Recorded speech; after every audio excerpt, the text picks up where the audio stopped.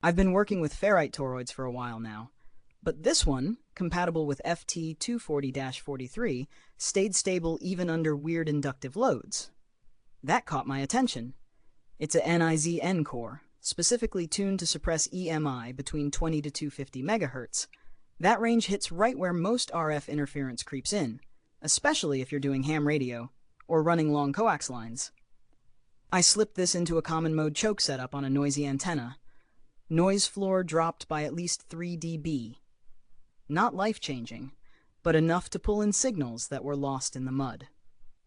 What surprised me wasn't the RF rejection, it was what happened after I used 2 of them, back to back with mirrored winding. The signal didn't just clean up, it felt sharper, like it had weight. Specs say the AL value is around 1075 microhenries per 100 turns squared. That checks out.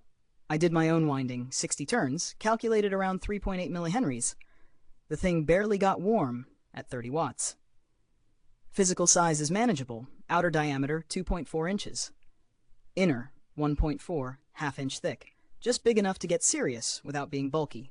If you're into filters, transformers, or impedance matching tricks, this core works. But I've also used it for something less conventional. I once built a balun that, for lack of a better word, refused to dissipate. It stayed warm, but never hot, and the secondary coil kept a charge, long after I shut it down. I've seen that effect before, in a 1980s schematic from a Romanian lab manual. Pages scanned and deleted within a week. Back then, they didn't call it over unity. They called it dynamic field recursion, fancy phrase for what you and I might just call feedback without power drain. Anyway, if you're just looking for EMI suppression, this toroid delivers. You can find it listed under FT240-43. Plenty of stock for now. Specs PDF is linked. Vendor's legit. Same place I got my last batch of magnet wire. But if you've ever looked at a coil and wondered why certain windings seem to pulse, even disconnected, then keep listening. I'm not saying this core is special, but something about the way it holds inductive memory makes it ideal for a very different kind of build. There's a plan I've been following, blueprints modern but rooted in the same field principles. Tesla tried to publish and failed. It's called the ultimate off-grid generator.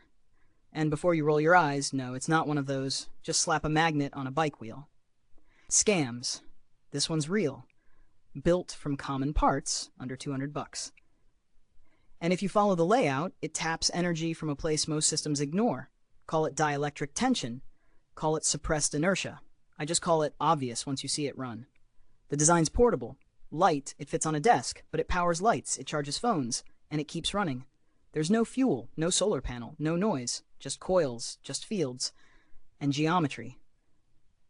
I'm not dropping a download link. That's not how this works. But if you're still hearing this, if your mind caught on the idea of inductive memory, then maybe, just maybe, you were meant to build one too. I left the trace where the field lines cross. If you're tuned right, you'll find it. The system isn't broken, it's rigged. And this is how you step outside it.